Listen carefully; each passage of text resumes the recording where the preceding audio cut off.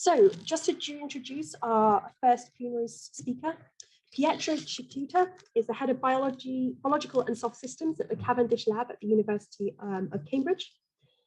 Pietro, are you there at all and ready to screen share? I am, thank you, yes.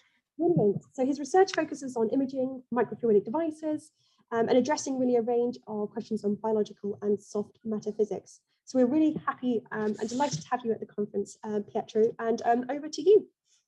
Thank you very much, Josie. Can I just check, should I finish at 1:40 for 5 minutes questions or something different?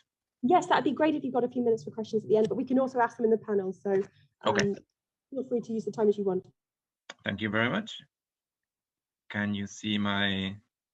Yep, we can see it. It's not full screen yet, but we can still see your screen. Okay, now it's full screen, I think. Okay, well, what a pleasure talking at this workshop. Thank you, Mia, thank you, Josie, Toby, everybody who's kind of organized it, made it run, invited me to talk. I hope not to let you down. There's not very much intelligence in my talk, but I will appeal to all of your intelligence because I will tell you kind of a story that has many sides, and I hope it makes some sense, and you can ask me questions at the end. So in terms of scale, I will be talking about microscopic things. I sort of in that sense perhaps follow on from Stoyan and from a few of the other talks. I will talk about this organelle, so a little piece that is present in many of the cells in various organisms called the motile cilia. And the two videos you see here, I'll show you more as we go along, are examples of these filaments, and they are driven by molecular motors and continuously beat. By beating, they move fluid. This movement of fluid has many consequences in biology and physiology, and it's a way in which many parts of a human system interface with each other between physical ways, electrical signals, and all kinds of quite complicated things. I'll tell you what we study in my lab about this in physics. So this is the work of many people over about 15 years. The people in red are those whose contribution is most present in the talk today.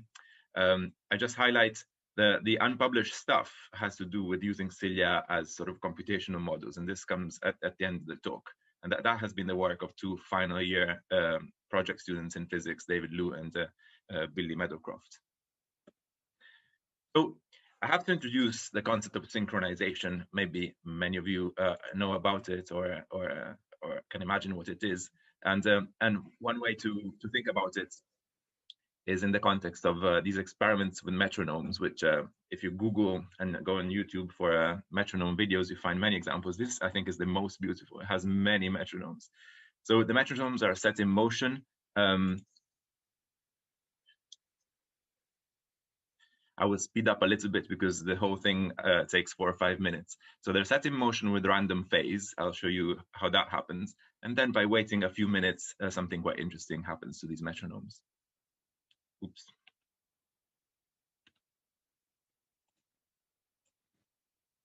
So they're set in motion at random phase. Very gradually,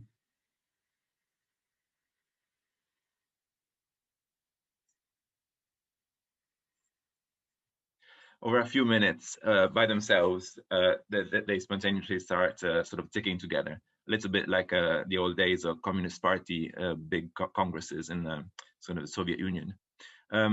So this only happens if the metronomes are set to kind of to have the same periods or periods that are very close to each other, and that's one important aspect. They also sort of feel each other, in this case by a mechanical coupling, because they are all set on the same board. This is an ironing board, and the board has a little bit of vibration, and that's how they sort of can couple and transmit forces to each other. Another example that sort of I think primes you to understand what I want to say later is the famous sort of Mexican wave, which people sometimes do in big stadia. So once this wave is set in motion, sort of you stand up if your neighbor has stood up, and then you sit down again, and it gives rise to this beautiful sort of emergent property. You have a local rule, just standing up and sitting down, but collectively it creates a traveling wave which can go kind of around the stadium. So there is a theme in my talk, which other speakers yesterday and today also alluded to, the connection between simple local rules and complex emergent behavior. And sort of wave that comes from a local rule that doesn't even know what a wave is an example of that sort of very interesting behavior on a different scale. So now let's zoom in. This is the surface of a single cell organism called Paramecium. It swims around in freshwater ponds. This particular movie is a very famous movie from a Japanese lab, and it shows very nicely in slow motion what happens on the surface of this cell. So you see that there are many, many filaments. It's a dense carpet of filaments, and they each beat. Each one is doing a periodic motion, which is very similar to the filaments just that neighbor it. But there's a phase difference, and so collectively, this is giving rise to a wave. And again, much as like the Mexican wave example, each filament doesn't really know that it has to do a wave. And this is an organism that doesn't have a neural system. It's all anchored in the same cell. So presumably the cell has one single environment. There are no sort of waves of calcium or complicated other things. So the emergence of this traveling wave must have to do simply with simpler sort of mechanical coupling and a combination of local rules giving. Oh, I'm sorry if the videos are running very slow. Yeah, I can see that on my second screen. Well, the real ones are just a little bit faster. They give you the idea of a traveling wave of cilia beats. So these cilia typically have what's known as a power stroke. So they move in one direction, kind of extended, and that way they push the fluid. So this is happening. It could be in water, or it could be in a viscoelastic material such as a mucus in other scenarios. The liquid is pushed, and then these filaments bend and go back. By bending, they then have a lower drag coefficient, and they push fluid less as they go back. And that way, sort of there's a net force and a net momentum transfer into the fluid. And so a filament can push fluid, and this allows either fluid flows across a surface if the surface is full of cilia, or it allows an organism to swim if the organism is free, like a Paramecium or many others that use this machinery for swimming. The cilia are all typically beating in a plane, and often in a physiological situation, these planes are all aligned so that you can really sort of get sort of additive properties out of all the cilia together. There are many open questions, and some of them have to do with how the cilia themselves work, so inside the filament, and other questions have to do with how they come together and beat. Apologies, I see this video is also beating quite slowly. What you should be seeing if it was transmitting better is that in this situation, these two black filaments are beating in phase, a bit like a breaststroke. Whereas in this other situation, the two filaments are out of phase. So these two movies are an algae called Chlamydomonas, which is used as a model for beating cilia. This Chlamydomonas is here. You can see my mouse a little bit on the algae cell. It's held in a micropipette. So normally this algae would swim by beating the cilia in this way, but it's held fixed. And when one can study in this experimental situation, when it beats its flagella in phase, in breaststroke, and to go straight, and when it beats them in out of phase, which allows it to turn and change direction. So this is a beautiful model system for much biology, but also for these sort of more physicsy questions, i.e., sort of what forces are transmitted between one filament and another filament. So one of the forces that dominates this coupling is the hydrodynamics. So each filament is pushing fluid, and that sets up a velocity field in the fluid, which any other filament in the vicinity will pick up. So in my lab, we've discovered lots of evidence about the importance of this hydrodynamic effect, and likewise in Ray Goldstein's lab in DAMPT here in Cambridge. There's also evidence that there are some mechanical forces in the cytoskeleton in some situations. So it's perhaps not purely hydrodynamics, but certainly hydrodynamics is enough to create lots of coupling and emergent behavior, as I will show you also in other experiments. Down here, what you see is the surface of a mouse, but this is typical of all mammals. You have in green are stained the cilia, which are about 5 microns long, and below that in this tissue section are cells that make mucus. So this happens in the airways, and it's what allows us to keep the airways clean of dust and of many bacteria and pathogens.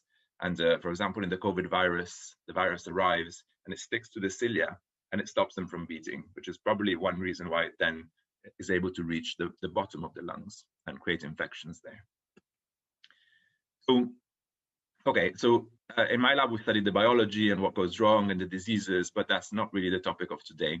But I wanted to tell you that these cilia in the human being, they are essential in the airways. They're also essential in the brain. In the brain, this was a beautiful paper by a Max Planck Institute in Göttingen from a couple of years ago. They managed to study live mice and image the flows driven by cilia in the brain. So carpets of cilia drive the cerebrospinal fluid, and this transports nutrients, but it also transports signaling factors from one part of the brain to another. So we know how complicated the brain is already on the just neuron connections. And then you have to imagine that there's also this sort of physical connection and physical stuff that is happening on the brain. Very complicated. So I've talked about most of cilia. This is what they look like if you take an electron microscope and zoom inside and take a section. There are microtubules, so quite rigid filaments of the protein tubulin connected by molecular motors that are sliding these filaments one with respect to the other, and this results in a net sort of bending. So this is itself a very interesting emergent property, how the motors come together to act cooperatively. Several hundreds of molecular motors are all the time attaching, exerting a force and detaching, and to make a periodic beat, that power stroke and recovery stroke that I described before.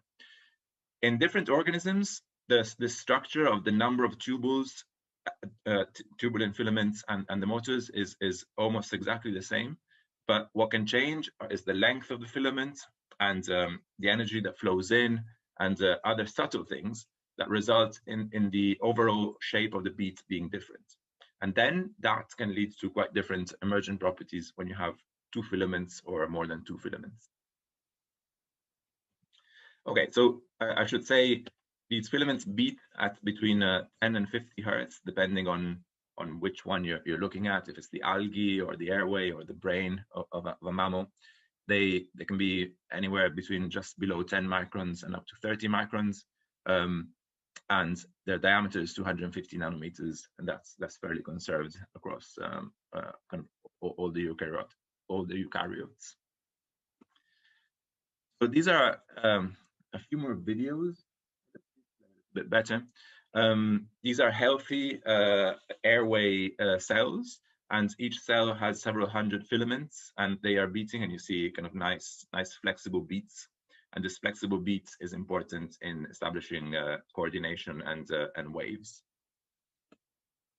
When things go wrong, this is a genetic class of diseases where the structure of the cilium is not quite right, and the filaments are more rigid, and also this ends up not creating a traveling wave. And so people with this disease have problems keeping the lungs healthy of infections. Okay, so I'll show you one experiment here where we studied the influence of an external flow on the beating of cilia, because that links with what I want to tell you afterwards, which will lead towards model systems. If you're curious about what I'm saying, sort of our work until a few years ago is in a long review here, and then I'll give you more references about recent work. So we did an experiment where we set up a periodic external flow using a cap on top of a layer of cells that have cilia, and we were imaging everything in an optical microscope at a high enough frequency that we could see the cilia beat. And this creates a situation which many of you are quite expert in dynamical systems from the talks I've heard, and you know about the Arnold tongue. So if you have a driven oscillating system, you can come with an external signal, and if your signal is of a similar frequency, it might be able to kind of lock the phase. Then that locking is represented here in black, and it means that you're clocking and controlling the phase of your system. Which so if we do this in this situation by changing the velocity of our external flow, if the applied velocity is very low, then we don't have control of our cilium. But if the applied velocity is strong enough, then we're exerting a strong force, and we can force the cilium to follow our external signal, even if we move away from the intrinsic beating frequency. So that creates these typical V's, which are known as Arnold tongues. So this is a typical phenomenon that you get together with synchronizing systems. The other graphs are not very important. We studied the effect of number of cilia, density of cilia, and things like that. So we created these carpets of cilia, but they're not as dense as they would be in physiological situation. So what we see here are individual cilia. Again, sorry, this is very jerky the way you're viewing it. What you should see are, again, kind of quite smooth beatings. And as we change the applied velocity, we can get several cilia on the same tissue to lock to our external drive. So in order to sort of simplify this system and go towards kind of something where we can do physics and almost engineering, one approach is to take the very complicated shapes of the cilium, which then become sort of an effect on the fluid flow around the cilium, and reduce it to just one center of force, which we call the center of drag.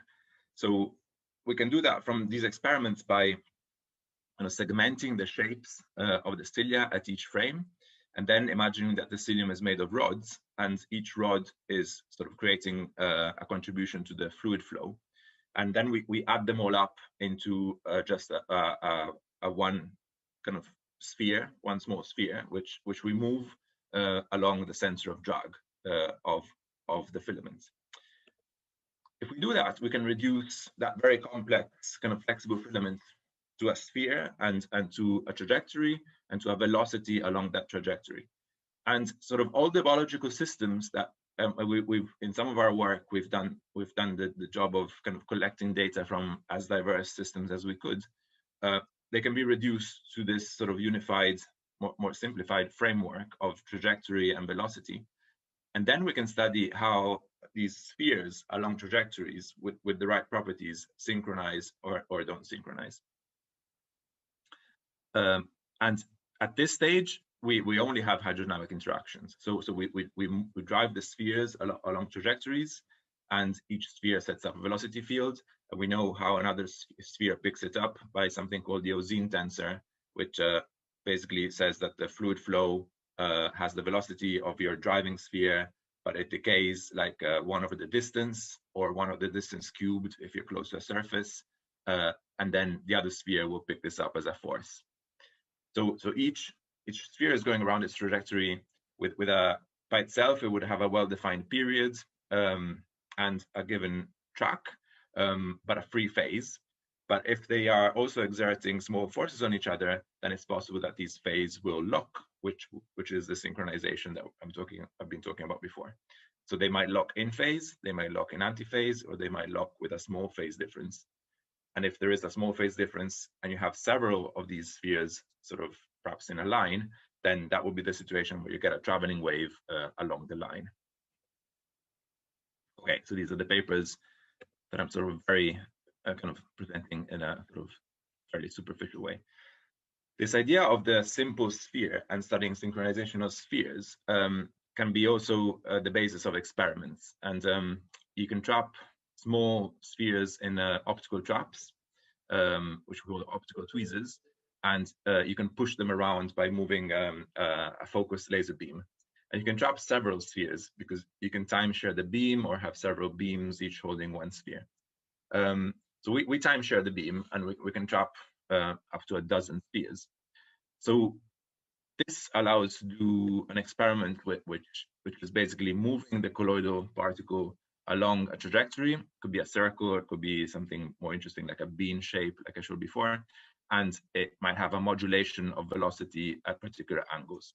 And these parameters can be matched to some biology. So we're sort of keeping some of the biological detail by representing it as a particular trajectory. So at a high frame rate, we determine where is the colloidal particle, and we put the optical trap just a little bit displaced from it in order to exert a force. And we do that kind of quickly with a feedback loop that goes through image analysis and a computer, in order that we can drive the colloid particle on a precise trajectory, but leaving the phase free. So we don't just want to move the colloid in a circle with a phase that is imposed from the outside. The phase has to be free so that we can study synchronization. So this feedback and just sort of applying a force allows us to have a system that is able to synchronize or not synchronize. We calibrate a lot so that we can drive colloid. This one is fairly smooth. This colloid is going smoothly around a circle. And when we put two in our system, these two have now synchronized to go in phase. We're not forcing it ourselves. Each feedback is being done on each colloid separately. They have ended up in phase because they are transmitting a little bit of force one onto the other. So this gave rise to quite interesting physics. We have several papers now. One aspect is we can control whether they go in phase or not in phase by tuning the harmonic well to make it more rigid, like a railway track, or more floppy, so that it allows radial fluctuations as it goes round. And also, very importantly, we can modulate the velocity around the trajectory. And we've learned how to make things go in phase or out of phase by small modulations of whether we go quickly or slowly at different places along the trajectory. So this is an experiment where we, as a function of the angle on that circle, we just accelerate or decelerate a little bit, and we can go sort of, we can have almost like arbitrary phase locking at different phases between two colloids. And working with Ramin Golestanian, who's now in Göttingen, and Naria Uchida in Japan, well, they were also able to kind of create a theory that has the hydrodynamics and has the properties of the drive in order to create an effective, essentially a potential that controls the phase difference. So there's also a lot of theoretical background to what type of phase locking we would expect in this class of models. There's an even simpler model. What I've described so far is called the rotor model. But there's an even simpler model that allows you to study both experimentally and theoretically this type of synchronization. It's called the rower model. So in the rower model, we again reduce just to a bead, but then that bead is just moved along a segment, left and right, and we drive it to the right until it reaches a limiting position, at which point we drive it to the left. And then when it reaches a limiting position on the left, we drive it to the right. So again, like before, we're applying a force, and in a way that this oscillation is left to be phase free, because we're setting the average period and we're setting the amplitude, but we're not setting the phase. So if one is in isolation, it will have will go back and forth with its own phase. And if we have several, they may or may not phase lock. And here again, we can keep the biological detail in the shape of the drive that we push. We push right, for example, with a constant force, or with a force that increases, or a force that decreases. These are sort of the three things we can do. And that sets up, again, an arbitrary phase locking between two or more beads. So if we have several, and we get them going, okay, sorry, I didn't link this properly. It sets up sort of a collective dynamics. And we've done work based on the Ozine tensor to predict sort of what sort of collective dynamics we get from arrays. But now, in the last few minutes, if you followed me so far, what I've shown you is sort of the emergent dynamics that happens because of the physical interactions. Now, I want to show you how we can perhaps try to harness this into actual sort of more kind of computational modules. So there's been a lot of work on sort of using physical systems to create things like logic gates. This is just sort of an overview of references that I found very interesting.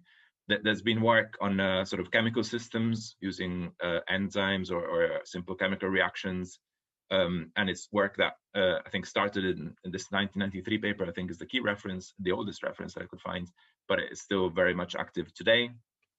There's a lot of work using DNA nanostructures, which offer a lot more flexibility. But by and large, if you're using chemistry, you're going to have kind of one-pot computations. You're going to have to set up your reagents. They then sort of do all the reactions. You'll come up with a result, but it's a little bit difficult to imagine sort of a continuous flow, except if you go sort of droplet microfluidics, but those are still sort of one-pot computations. Biology also offers many examples of computation. The most famous gene regulatory circuit is perhaps the lac operon. It's an AND gate, essentially. Two conditions need to be satisfied together in order for a bacterium cell to start producing a certain important enzyme. This is well understood, very well understood from the biochemistry and the statistical mechanics, and it's a really beautiful textbook example. But this is slow. This is something that can happen in a 1 micron bacterium, 1 micron cube bacterium, but it's very slow because it's gene expression. So it could take half an hour for this to actually take place. There's very sophisticated cell behavior, not at the gene level, but at the protein interaction level, which is often also called signaling pathways. And this is a great paper from a few years ago, where it was shown that immune system cells are able to filter signals based on the time domain. So they're almost doing kind of FM radio decryption. And so the same level of signal, but coming in at different rates, is interpreted and sort of fed into different results inside the cell. And this is important sort of in immune response. So, but again, fairly slow. So the timescales of these different things are again sort of then on the scale of gene expression, so half an hour or more. But very sophisticated computation with even examples of filtering that have come from evolution. Okay, so what have we done? So this is back to our very simple system of beads. We have beads in a linear chain, but now we're trying to set up chains that have sort of interesting properties, and we put a signal on an external signal on one of the beads. So I showed you in the examples on the cilia, we can put fluid flows. So now there's a fluid flow that hits one cilia, one bead, and we want to see how this information propagates along the chain.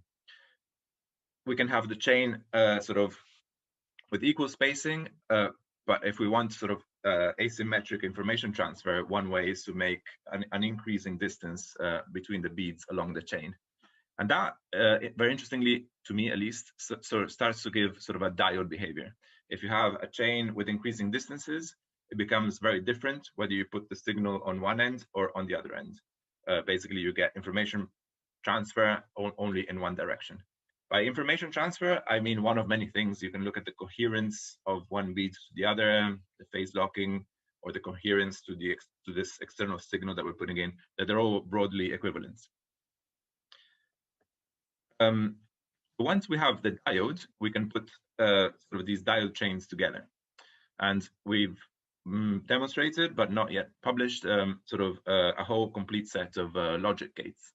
So this is an example, 2 diodes that we've set up at 90 degrees, acting on a single bead here, can be made to be an OR gate or an AND gate, depending on the external frequencies that we add up on the powerful ends of the diode.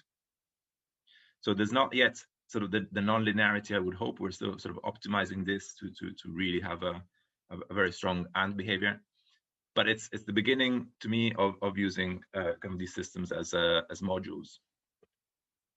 Okay, so I've taken you on a long tour that had a little bit of introductions to synchronization, the concept that we have these motile cilia, they are hydrodynamically interacting in many situations. The motile cilia have 100 questions and interesting behaviors. They're fascinating in developmental biology as well. I only touched on some of the things where they play important roles. I then introduced you to simple models of these motile cilia and emergent dynamics that can happen in arrays of them. In particular sort of arrangements, we can make them transfer information anisotropically, which I think I'm allowed to call a diode. And I think that because of the nature of the interactions, which can be made quite local, these diodes are kind of scalable, and they should be sort of quite good modules. Because the Cilium beats at 10 hertz, it's not as fast as a silicon computer, of course. It's not nearly as fast, but it's faster than anything that does a gene expression or chemistry. So for the future, kind of how much can we push this? I don't know. We also need sort of memory units if we really want to do computation, but we have ideas on how to make those. And sort of, can we then at some point move back from these experiments that we do in the computer with models to sort of actual physical sort of arrays of algae or cilia kind of positions on surfaces, which would be a physical realization. That would be a challenging experiment, but really fascinating. And so this is a sort of, well, last year was Olympic year, but this year is the year of the Olympics. And so these are 5 colloids that have synchronized for us to make the Olympic rings. So best wishes to the Tokyo Olympics. Thank you very much. Thank you very much, Pietro. That was a really lovely talk. And it's really nice to see so many of the emergent behaviors, see them on this scale, and also the way you can generate them. So thank you very much. And we've just got time for a few questions, and then hopefully we'll get you back for the panel discussion. But one question is about scale. Is there any limitation on scaling these up? Does it have to work on the micron scale, or can we bring them kind of to the real world? Or what conditions are on these? So the physics of all these systems does rely on low Reynolds number, which I should have stressed more. So there's no turbulence or there's no inertia. Everything is overdamped. But in that limit, people have done replicas up to larger scale. That's fine. At low scale, you have very interesting behavior that comes from the thermal fluctuations, so Brownian motion and noise, which biology has to cope with. And I suppose if we want to make systems that have large arrays, we maybe don't want to make it macroscopic. But I could imagine, I mean, the physics will hold macroscopic as long as it's low Reynolds number. Brilliant, thank you very much. That makes sense. And one other question, you talked about the cilia in the brain. We're just wondering, do they actually play any role other than the mechanical role? Are they doing any computation or filtering within the brain, or is it similar to the process they perform in the airways? So for sure, they're transporting nutrients. That's the sort of the textbook. Whether they're doing more, nobody knows. That science paper that I quoted is under a lot of discussion. It seemed to show that between the day and night, that there was a different flow pattern, which it could, at the very least, sort of have implications as an amplifier of a signal, or even as a switch. I think so. Creating one of these sort of or and switches is not that difficult. You just need sort of a few patches that end up having this diode behavior, and they will do that. So I think, but it's all to be explored. This is purely speculation, that the way I've answered. Thank you. And final question. So the chemical computation is a really, really nice, exciting area, and to see these analogs in biological system. Based on your intuition, how far do you think it can go? Do you think we're going to see, could we see these as the brains of robots or the brains of systems? Or do you think, are there any fundamental limitations on the computational capabilities or power of chemical computation? I think in the same way that sort of the quantum computer has been able to solve particular puzzles, I think people with sort of DNA arrangements have been able to solve their own very specialized puzzles in a very optimal way.